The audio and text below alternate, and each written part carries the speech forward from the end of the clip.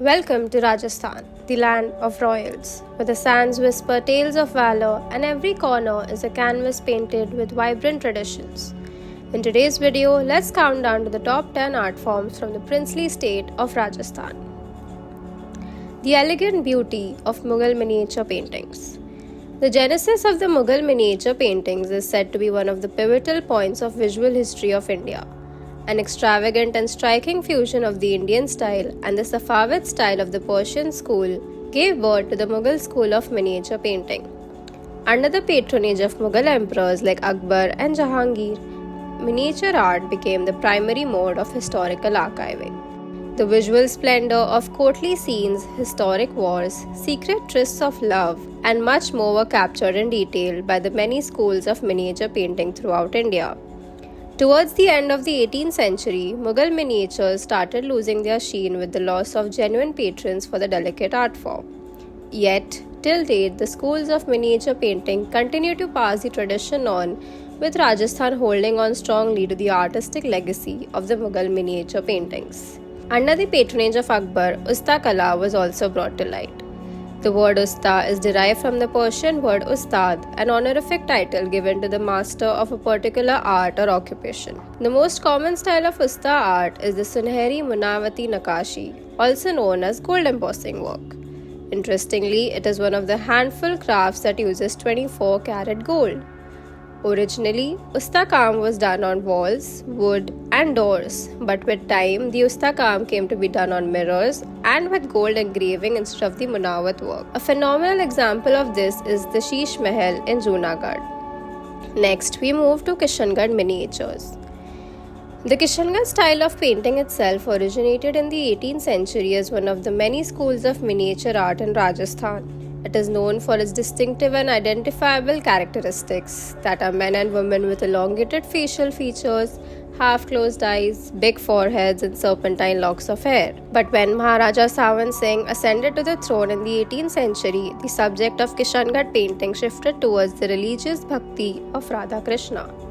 We move on to the earthly mandana paintings. One of the oldest forms of tribal art in India is predominantly done by the Meena community in Rajasthan and Madhya Pradesh.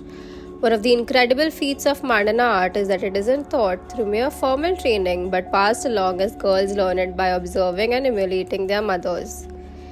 These paintings are often seen on walls and floors of mural mud houses, as many believe it protects the home from evil while also serving its decorative attribute. The red and white duotone portrays a distinctive and diverse design that binds several generations together.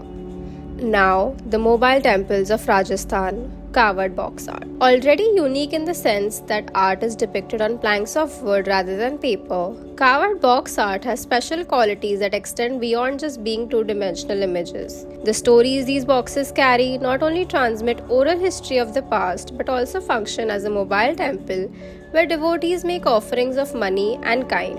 Coord art has many stakeholders who come together to keep the wheels running. The sutras carve wood first and the chitrakars paint on it. Finally, the act of storytelling falls on the shoulder of the Kavadia Bhatts who travel around singing and narrating to the judgments, the listeners. Woven with love, Kashitakari. Kashitakari in the state of Rajasthan developed with the influx of migrants in the backdrop of the 1971 Indo-Pak War. The origin of this craft is not clear, but it was stated as a way of upcycling the clothes by giving them a new look.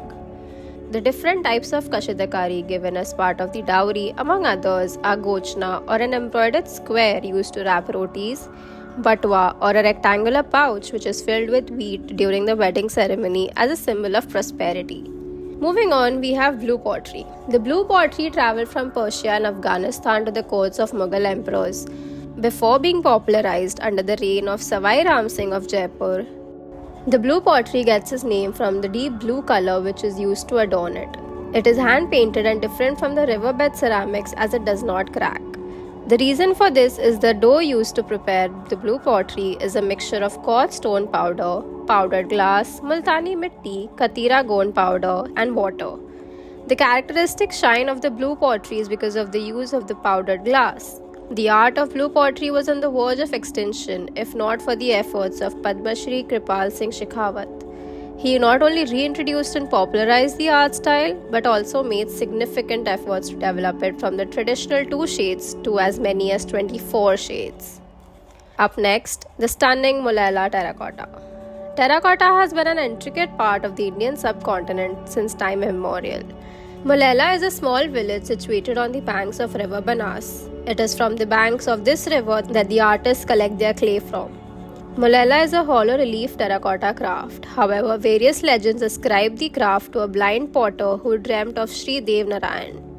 The deity had asked the blind potter to make his image. Initially, the potter was hesitant to comply, owing to his blindness. However, he agreed with the wish of his god. Next morning, his eyesight was restored, and people from his community started preparing and worshipping such votive plaques for wish fulfillment. Let's dig a little deeper and discover the stunning Tikri Kam. The history of mirror mosaic work, popularly known as inlay in India, goes as far back as the Sheesh Mahal constructed by the Mughal Emperor Shah Jahan in 1631. To replicate the regalia and opulence of the palace, many rich Marwadi merchants of the Shekhawati got numerous skilled craftsmen to embellish their havelis and mansions with the most exquisite colorful mirrors from Belgium. Coming to the present-day context, various walls of temples and hotels are decorated with minute colorful mirror chips, creating forms like birds, flowers, leaves, and so on. Last but not the least, Tarkashi. It is a technique where thin strips of wire are engraved on the surface of wood. Tarkashi inlay is believed to have come from Mainpuri, Uttar Pradesh. The craft was patronized by the royals of Jaipur and Amber, mainly Savai Jai Singh during his regime. The craft involves a block of fresh wood which is seasoned and cut for better Tarkashi. The design and pattern to be made on the product are either directly drawn or printed on paper and pasted on the surface of wood. Then comes engraving of the design with the help of a half-round chisel and hammer. The depth of engraving is around 1 mm, which is less than the width of the prepared wire so that the wire fits in tightly. Then the wire is inlaid and the process is repeated to complete the design. At present, there are about 4 families and 15 individuals practicing this craft in Jaipur. Rajasthan is home to a wide variety of art forms, each with its own unique style and history. This is a land where colors are not afraid to clash and where patterns are not afraid to be complex. Rajasthani art is a celebration of life, and it is a reminder that there is no need to be afraid to stand out from the crowd. Come join us in our journey in preserving these beautiful art forms.